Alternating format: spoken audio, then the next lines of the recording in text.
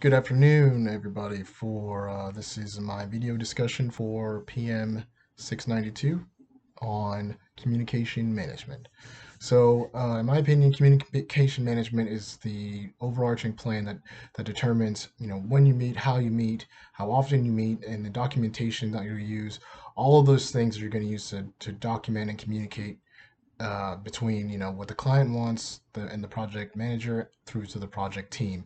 So in that regard, there's a lot of things in that, and it helps with risk management because if you have a really good communication plan, if there are issues, then you're able to verbalize those issues or communicate those issues very quickly and efficiently to get feedback from what the client would like or what the client would like you to do. So in the case of let's say you run into quality control issues, then there's an ability to let the client know, and they can give you feedback of what they're willing to accept, or if they're just saying, hey, status quo, and then you can let them know that given the fact that you have these quality control issues, that their timeline may get extended because you're going to have to take time to deal with these things that wasn't originally accounted for in your project plan timeline.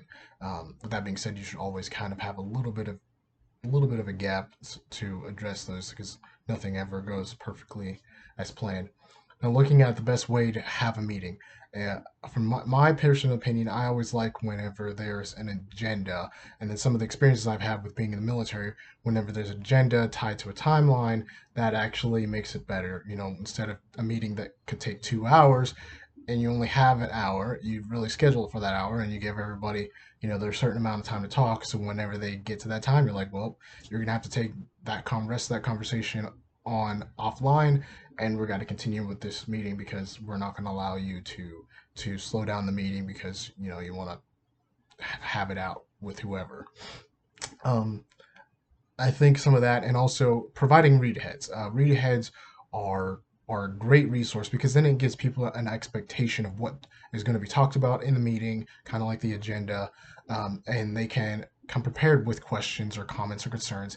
And then again, waiting to the end for the questions because sometimes if you have those questions, once you get through the content of your meeting, um, you'll you'll basically have your questions answered, or you will be able to then ask your questions. So in that regard, I think that's the most efficient and effective way for conducting, how you have a meeting. Um, excuse me. The best way to meet with, to have good open communication with your project team, is one, be transparent. Your team has to be able to know that you're going to tell them the truth, that you're not blowing smoke up their behind, that they know that at the end of the day, it is what it is. You're going to tell them, if the baby's ugly, you're going to tell them the baby's ugly. But you don't have to be bully about it. Be respectful. Have consistent meetings. That way, they get used to that. They have a schedule. They know, like, okay, if every day we're meeting on Monday at this time, then I know I need to be ready by Monday on this time.